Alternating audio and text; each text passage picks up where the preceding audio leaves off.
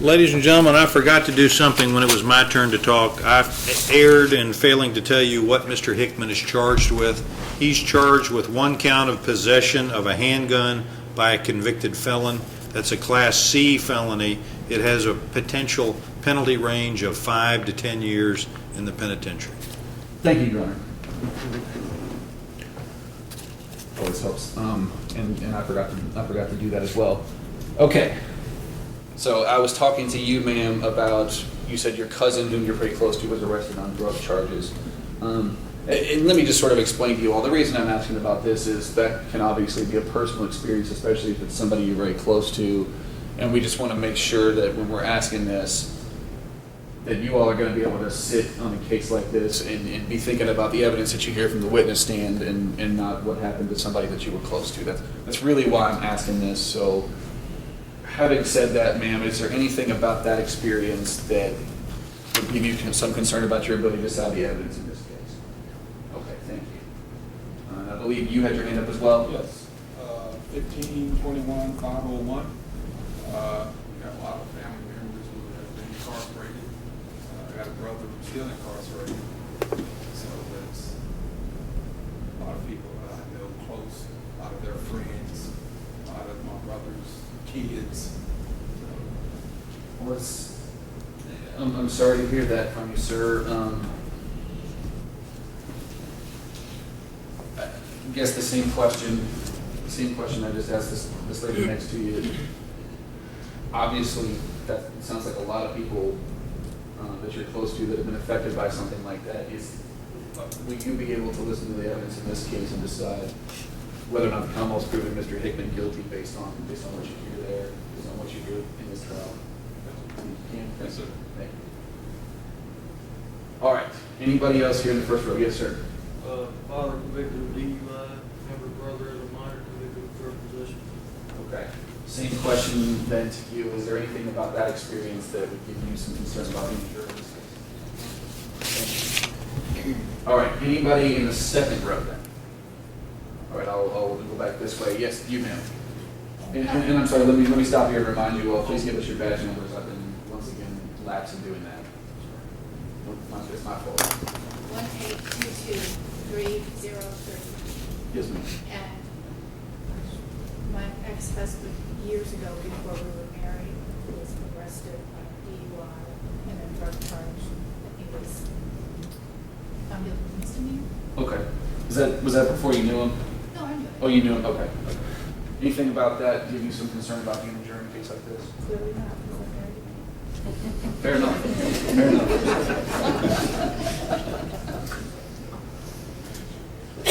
I believe you had your hand up as well, yes, ma'am. 182-1980. Yes, ma'am. My nephew was Let me just remind you, remember the rule to keep your voice up good and loud so the deaf judge can hear you. Thank you. my nephew was convicted of felony and sent to prison. How long ago was that? Oh, probably 20 years ago. Was that here in Jefferson County? Yes. Okay.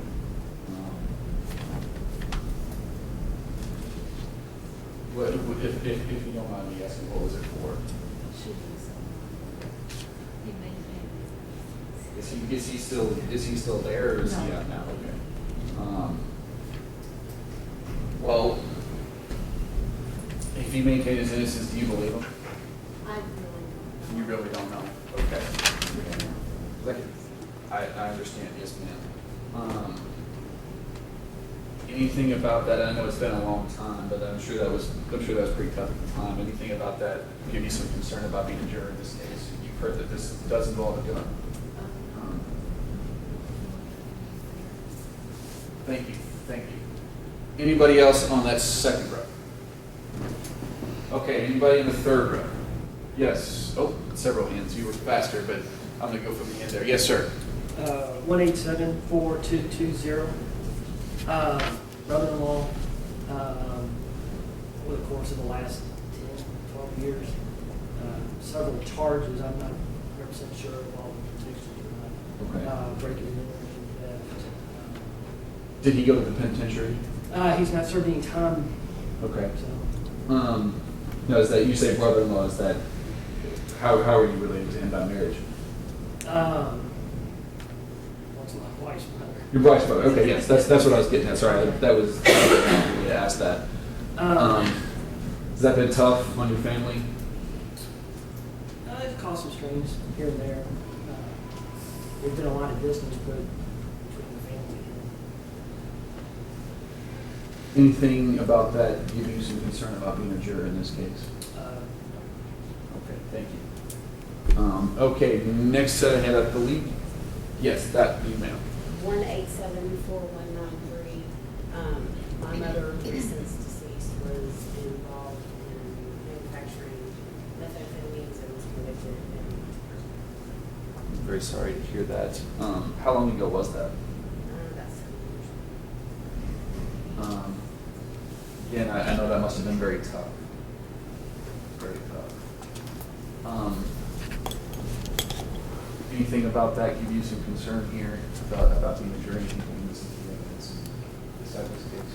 Thank you. All right, you were the first one with your hand up in that row. Yes, ma'am.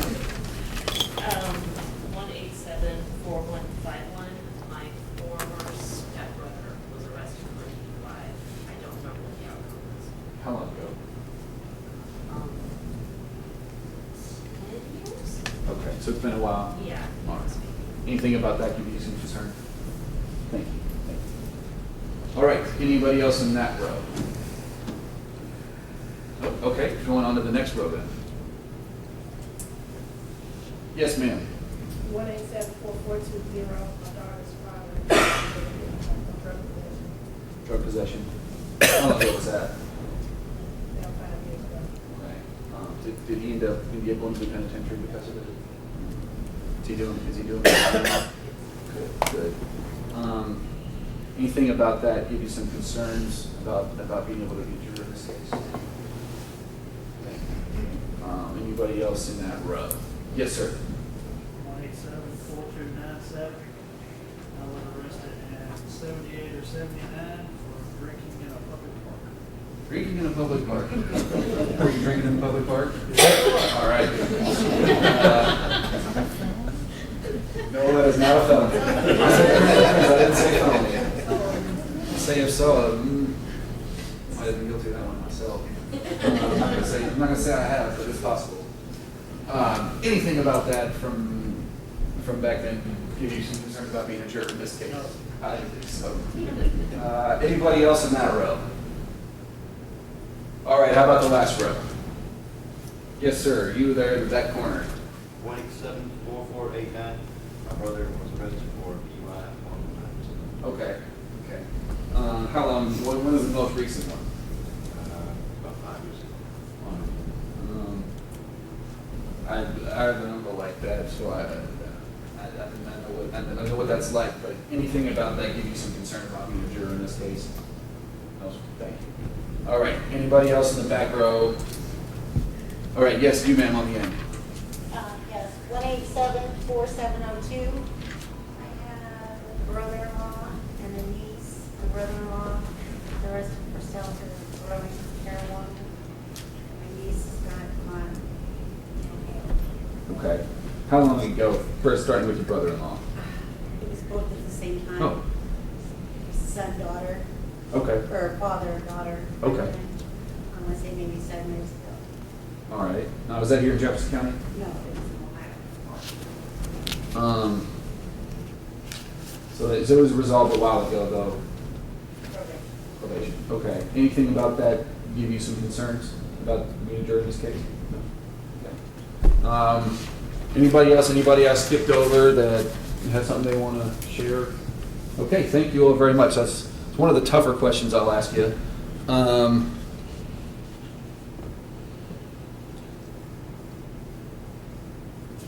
All right, let's talk for a minute about the judge. The judge introduced everybody that you see here in the courtroom, but kind of along those same lines, there's a couple people I want to make sure, just get through the people I might expect to call as witnesses, make sure that we're not going to have any surprises there. In addition to the parties here, anybody had a chance to think about it more and thinks you know one of the parties in this case? Or Detective Beckham? Okay. What about a Detective Chad Stewart? Does anybody know a Detective Chad Stewart? Might be a sergeant now. Detective Daryl Heitch. Anybody? Detective Tony James. And lastly, Detective Jody Speaks. Anybody there? Okay, good. The events you're going to hear about here, this case took place at a residence, and that residence is 833 South Jackson Street. That's in Smoketown. Anybody got any familiarity with that area? Okay. I think you were the closest one to me. Let me ask you first. 187-3934. And if you don't mind, how are you familiar with Smoketown? My grandmother lives on Hancock. Okay. I know this seems like a weird question, but I actually had a guy at a jury once say it was a burglary, and he said my house has been broken into 3 or 4 times. I live in that area. I can't be on this case. So that's really why I'm asking about this, and why I'm asking about a lot of these things. Is I just want to make sure there's nothing about the fact that your grandmother lives there that would give you a problem here in this case. Anything about that give you any concerns? No. Okay. All right. I think I saw a couple more hands. Yes, ma'am. Juror 184-1294. I used to run social programs at the Presbyterian Community Center, and that was probably 2003. So Okay. that's not Anything about that experience giving you concerns about this? Okay, thank you. Anybody else? I think I saw 1 or 2 more. Yes, you, sir, in the second to last row. I used to work 2 blocks from that address. You did? Okay. What were you doing, sir? I was driving a passenger bus for TV transportation. Okay. Located right around the corner. Okay. You said you used to. How long ago? That was until 2012. Okay. All right. Anything about driving a bus in that area give you any concerns about being a juror in this case? I don't think so. All right. Okay. Yeah. Thank you. Yes, sir. You in the back corner there. I work out at East Louisville. Okay. What do you do there, sir? I was down there 18 years ago. Oh, 18 years ago. Yeah, I worked in the school. Okay. Okay. I was there for 10 years. I got you. Anything about that give you concern? Thank you. Anybody else? I think I saw no more hands. All right.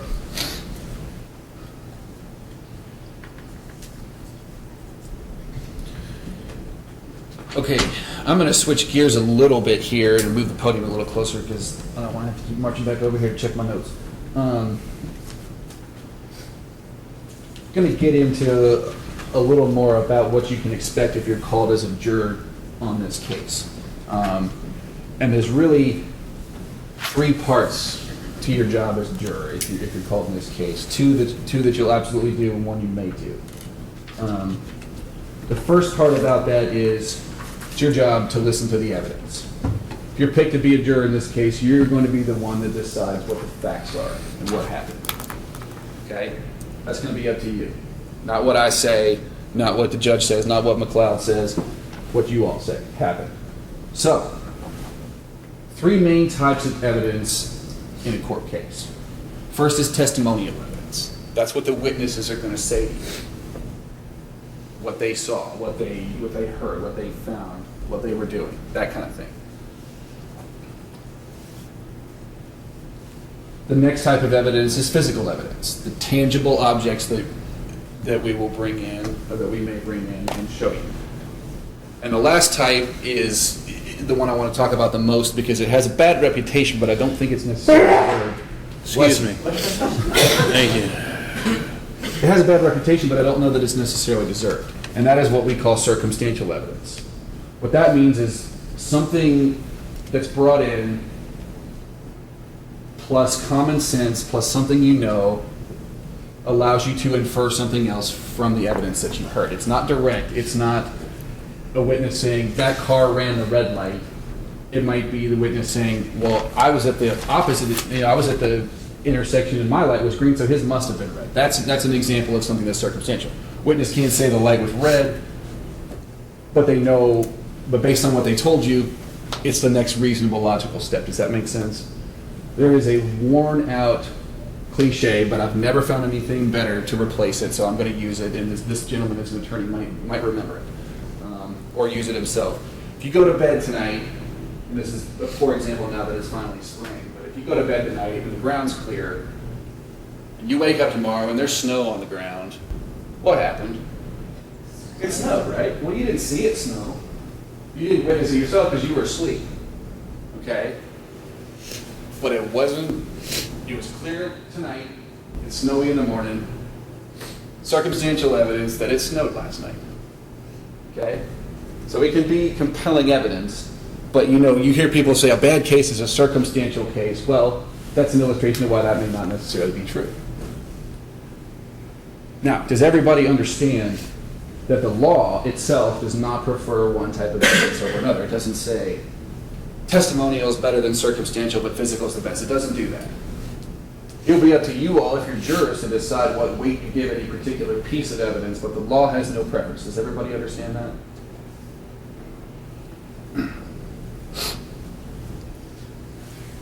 Now,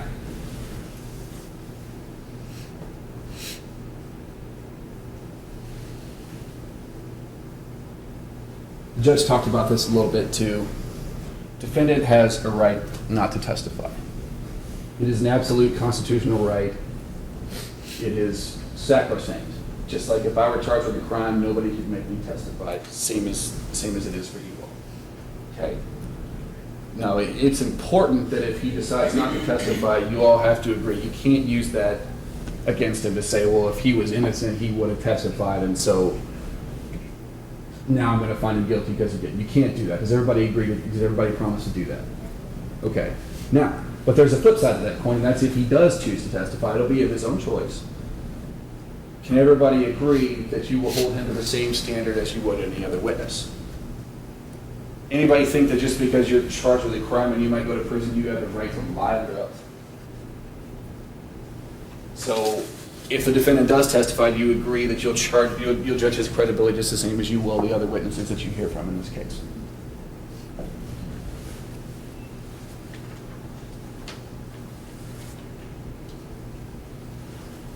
Now, second part, remember, first part of your job as a juror is listen to the evidence, decide what happened. Next part there is going to be apply the law to that evidence. And that'll come in the form of jury instructions that you'll get at the close of the case before you're sent back to deliberate before closing arguments. Those instructions will come from the judge, and he will tell you, he will define the offense that we're here today for. He will explain to you what elements need to be met for that offense to have been proven. And it'll be up to you to decide based on what you heard if that's been done or not. Now,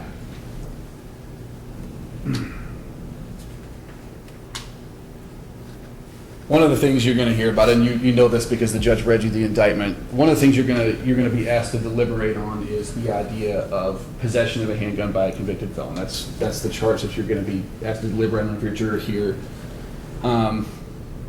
We all pretty much have we all probably, you probably don't spend a lot of time thinking about it. I do because this is my job, but you probably don't spend a lot of time thinking about what you think possession means. Okay? But it's important, and the reason I'm bringing this up is it may be a little different under the law than what you think it would be, or just your everyday concept of what possession might be. We'll start out with and I do this by way of examples. Start out with an easy one. Am I in possession of this tie? Of course I am. It's mine. I wear it sometimes. I took it off of a tie rack this morning. I put it on. Here I am. Easy. That's an easy one. Okay. But let's think about a couple of other ways in which you can be in possession of something. And an example I want to give you is this chair. These chairs sit at the counsel tables. They stay there. They're the courtroom chairs, okay? Now, throughout the course of the trial, you'll probably see me sitting in this chair quite a bit. When I'm sitting in that chair, I'm in possession of that chair, am I not? Right? I'm sitting in it. I can wheel it around. I can stand up out of it, whatever the case may be. Now, when we leave court, we're not in court during the course of this trial. The chair's going to stay there. Okay? Other cases will get called. Other people will sit in that chair. So I don't own that chair. It's not mine. I don't get to take it with me. But when I'm there, it's my chair, right? I'm in possession of that chair. Does everybody agree with that? Okay. Show of hands, and one last example on this. Show of hands. Who here's ever lived with a roommate? course of your life. Doesn't have to be now, but if the course, it seems like most people. A roommate. A roommate, a spouse. Well, yeah, obviously, but I'm talking about somebody that you weren't necessarily in a romantic relationship with. A child, anybody, who's lived with a roommate, as you would call. Okay, yeah, most people. So half the stuff was probably yours, half the stuff was probably somebody else's. But let's use the example of the television. For those of you that raised your hand and said you lived with a roommate, who was the one that brought the television? Okay, who used somebody else's TV? Okay, so about half and half, like I expected. But if you were watching your roommate's TV, you're sitting there with the remote control and you're flipping channels. You're in possession of that TV, right? Okay, because you're the one that's watching it. But maybe more to the point, if you're both sitting there, but you've got the remote, even though it's your roommate's TV, the person who has the remote, they're the one that's controlling the TV, right? Okay? You get to decide what to watch, and they're kind of a passive participant. Does everybody understand that while you're doing that, you're the one that's in possession of the TV? Okay, does that make sense? And what I'm getting at with these examples is possession might be more complicated than you think about. When you say the word possession, you just think, oh, that's something I own. Does everybody understand? It's not necessarily, it may be broader than that. Anybody that has not difficulty, is there anybody that doesn't agree with the examples that I've given? Does anybody think that I'm wrong about that? Okay.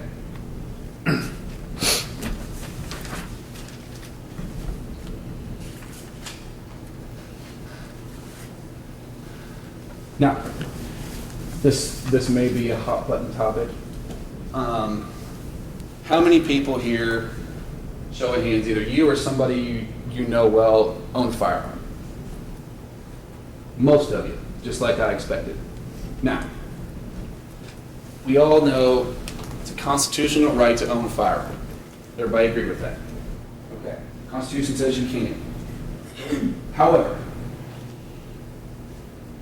there are certain people that are not permitted by law to own firearms, and that is those who have been convicted of a felony and have not been pardoned or had their civil rights restored in some way. So while I can go out and buy a gun, certain people cannot. And frankly, that's what we're here about. But what I have to know from you all, is there anybody that so disagrees with that prohibition under the law that you don't think you can apply it in this case? Is there anybody here that believes that no matter what your past circumstances are, you should be allowed to own a gun? Anybody here? Okay. So if you're called on to be a juror in this case, and the Commonwealth proves beyond a reasonable doubt what we're asked to prove, would you all be able to apply that law? Everybody. Okay. Thank you. Now, that kind of brings me right into my next thing I want to talk to you about. Obviously, the burden of proof in criminal cases on the Commonwealth. That absolutely is exactly how it should be. Government wants to send you to prison, they ought to be able to prove you guilty first. Doesn't everybody agree with that? Okay. It's always been that way. I know you just came from jury orientation, so everybody should be able to tell me this. What's the burden in a criminal case? Beyond a reasonable doubt, correct? Okay. Now, we talked about this before, but when you get the instructions from the judge, they'll be laid out in elements. Element A, element B, element C, by way of example. And I won't get any more specific than that right now, but A, B, or C. Does everybody understand the Commonwealth's burden of proof beyond a reasonable doubt only applies to the elements of the case? Everybody understand that? So if the elements of this offense are element A, element B, and element C, that's the extent of the Commonwealth's burden of proof as it relates to beyond a reasonable doubt. Does everybody understand that? Okay. So, say we put on our case and we've got A beyond a reasonable doubt, B beyond a reasonable doubt. We didn't get there on C. What's your verdict? Not guilty. Okay. We got A beyond a reasonable doubt, B beyond a reasonable doubt, and C beyond a reasonable doubt, but there's something else out there that you just want to know about. We'll call it element X. There's some fact that's been at issue in this. Doesn't necessarily hit right on the elements, but we've got A, we've got B, we've got C, but we don't have X. What's your verdict? Guilty. because we've proven everything that we're required to prove under the law, and that's our burden. Does everybody agree with that?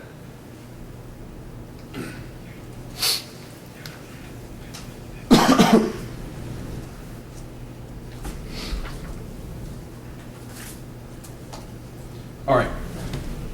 Your third job. Like I said, the first two you will absolutely do. You'll listen to the evidence, you'll apply the law. The third job is assess a penalty. Obviously, if the defendant's found not guilty, we'll never ask you to assess a penalty. But if you do, there will be a second phase of this trial. And I know, again, you just came from orientation, so I'll be brief, but it's almost like a much shorter version of the trial, of the guilt phase that you just went through. You'll hear openings possibly, closings possibly, a little bit of evidence in between, and then you'll be asked to go back and deliberate again and assess a penalty. The first phase, again, like we talked about, it's did the Commonwealth meet the burden on the elements? Yes, guilty. No, not guilty. Almost like doing math. But the second phase is a little different. There will be more information available to you at that point to help you decide exactly what the penalty in this case should be if you find him guilty. Now, the reason that we have a separate phase for guilt and penalty is because the law does not want you to take considerations of penalties into account when you're deciding guilt.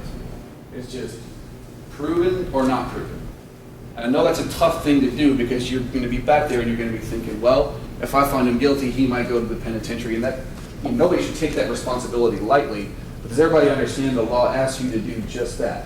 Assess a penalty later after you've decided guilt and upon more information. Does everybody, and I know that's a hard thing to ask, but that is what we require of you if you're going to be a juror. Can everybody do that? Can you set aside considerations about penalty until the time when you're called on to decide that? Everybody? Thank you. Now,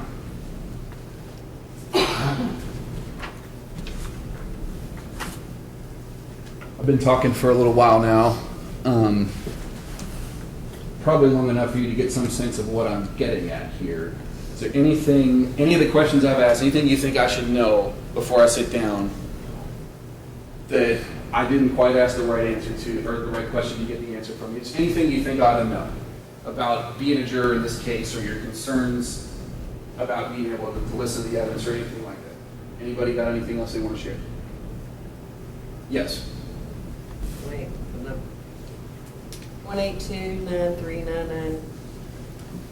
I'm not sure where the case is going, but the detective does look familiar, and I don't know if part of what he's doing. I'm thinking of a case, but I don't know if this is the case. Okay. Do you want to approach and tell us about it, or would you? Okay, please do. Come on up, please. And let me ask the detective to come up with us.